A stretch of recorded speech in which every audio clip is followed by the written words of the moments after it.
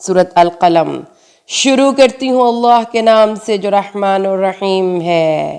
نون، قسم ہے قلم کی اور جو کچھ لکھتے ہیں، آپ اپنے رب کے فضل و کرم سے دیوانے نہیں ہیں۔ یقیناً آپ کے لیے تو وہ اجر ہے جس کا سلسلہ کبھی منقطع نہیں ہوگا، اور آپ یقیناً اخلاق کے بلند ترین مرتبے پر فائز ہیں۔ تو ان قریب آپ بھی دیکھ لیں گے اور وہ بھی دیکھ لیں گے کہ تم میں سے کون فتنے میں مبتلا تھا۔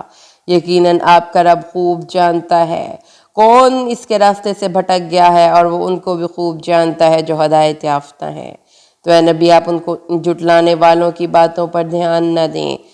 وہ تو چاہتے ہیں کہ آپ ذرا سے ڈھیلے پڑے تو وہ بھی ڈھیلے پڑ جائیں، اور آپ ان کا کہنا مت مانیے کسی ایسے شخص کی بات کا جو بہت قسمیں کھانے والا انتہائی گھٹیا ہے، رو در رو تانے دیتا ہے، چغلی کھاتا پھرتا ہے، خیر سے روکنے والا، حد سے بڑا ہوا گناہگار، بالکل گنوار، اور اس کے بعد بد اصل بھی ہے۔ صرف اس بات کا گھمنڈ ہے کہ وہ مال و دولت اور بیٹوں والا ہے۔ جب اسے ہماری آیات پڑھ کر سنائی جاتی ہیں تو وہ کہتا ہے یہ تو پہلے لوگوں کی کہانیاں ہیں، ہم ان قریب اس کی سونڈ پر داغ لگائیں گے۔ یقیناً ہم نے ان اہل مکہ کو اسی طرح آزمایا ہے جیسا ہم نے باغ والوں کو آزمایا تھا، جبکہ انہوں نے قسم کھائی کہ وہ ضرور اس کا پھل اتار لیں گے صبح و دم، اور انہوں نے اس پر انشاءاللہ بھی نہ کہا۔ پس ایک پھرنے والا پھر گیا اس باغ پر آپ کے رب کی طرف سے، جبکہ وہ ابھی سوئے ہوئے ہی تھے۔ تو وہ ایسے ہو گیا جیسے کٹی ہوئی فصل ہو۔ اب صبح ہی صبح انہوں نے ایک دوسرے کو پکارا کہ صبح سویرے چلو اپنے کھیت کی طرف، اگر تم کوئی پھل توڑنا چاہتے ہو۔ چنانچہ وہ چلے اور آپس میں چپکے چپکے باتیں کرتے جا رہے تھے کہ دیکھو آج کوئی مسکین تمہارے پاس باغ میں ہرگز داخل نہ ہونے پائے۔ وہ صبح سویرے چلے جلدی جلدی، یہ سمجھتے ہوئے کہ وہ اس ارادے پر پوری طرح قادر ہیں۔ پھر جب انہوں نے اس باغ کو دیکھا تو کہنے لگے ہم تو کہیں بھٹک گئے ہیں، نہیں یہ باغ ہی تو یہی ہے، ہم تو محروم ہو گئے ہیں۔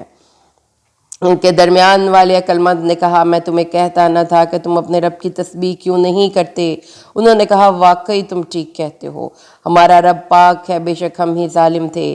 پھر وہ آپس میں ایک دوسرے کو ملامت کرنے لگے، اور بالآخر اعتراف کرتے ہوئے وہ کہنے لگے آئے ہماری بدبختی، اصل میں ہم سب ہی اپنی حدود سے تجاوز کرنے والے تھے۔ امید ہے ہمارا رب ہمیں اس سے بہتر عطا کرے گا، اب ہم اپنے رب کی طرف رجوع کرتے ہیں۔ اسی طرح آیا کرتا ہے عذاب، اور آخرت کا عذاب تو یقیناً بہت ہی بڑا ہے۔ متقین کے لیے یقیناً ان کے رب کے پاس نعمت والے باغات ہیں۔ کیا ہم اپنے فرما برداروں کو مجرموں کے برابر کر دیں گے؟ تمہیں کیا ہو گیا ہے؟ تم کیسے حکم لگاتے ہو؟ کیا تمہارے پاس کوئی کتاب ہے جس میں سے تم پڑھتے ہو؟ یہ اس آخرت میں تمہیں وہ سب کچھ مل جائے گا جو تم پسند کرو گے۔ کیا تم نے ہم سے کوئی قسم لے رکھی ہے جو باقی رہنے والی ہو قیامت کے دن تک، کہ وہی تمہارے لیے وہی کچھ ہوگا جو تم فیصلہ کرو گے؟ اے نبی ذرا ان سے پوچھئے کہ ان میں سے کون ہے جو اس کا ضامن ہو؟ کیا ان کے کوئی شریک ہے تو لائیں یہ اپنے شریکوں کو اگر یہ سچے ہیں۔ جس دن پنڈلی کھولی جائے گی اور انہیں پکارا جائے گا اللہ کے حضور سجدے کے لیے تو وہ کر نہیں سکیں گے، ان کی نگاہیں زمین پر گڑی کی گڑی رہ جائیں گی، اور ان کے چہروں پر ذلت چھا رہی ہوگی۔ ان کو دنیا میں پکارا جاتا تھا سجدے کے لیے جبکہ یہ صحیح سالم تھے۔ تو اے نبی آپ چھوڑ دیجئے مجھے اور ان لوگوں کو جو اس کلام کی تکذیب کر رہے ہیں، ہم انہیں رفتہ رفتہ وہاں سے لے آئیں گے جہاں سے انہیں علم تک نہ ہوگا، اور میں ان کو ڈھیل دے رہا ہوں، بے شک میری تدبیر بہت مضبوط ہے۔ اے نبی کیا آپ ان سے کوئی اجرت مانگتے ہیں جس کے تاوان کے بوجھ تلے یہ دبے جا رہے ہیں، یا ان کے پاس غیب کا علم ہے جسے یہ لکھ رہے ہیں؟ تو اے نبی آپ انتظار کیجئے اپنے رب کے حکم کا، اور دیکھیے آپ اس مچھلی والے کی طرح نہ ہو جائیے گا۔ اگر اس کی دستگیری نہ کرتا آپ کے رب کا ایک انعام، تو وہ ملامت زدہ ہو کر پھینک دیا جاتا کسی چٹیل میدان پر۔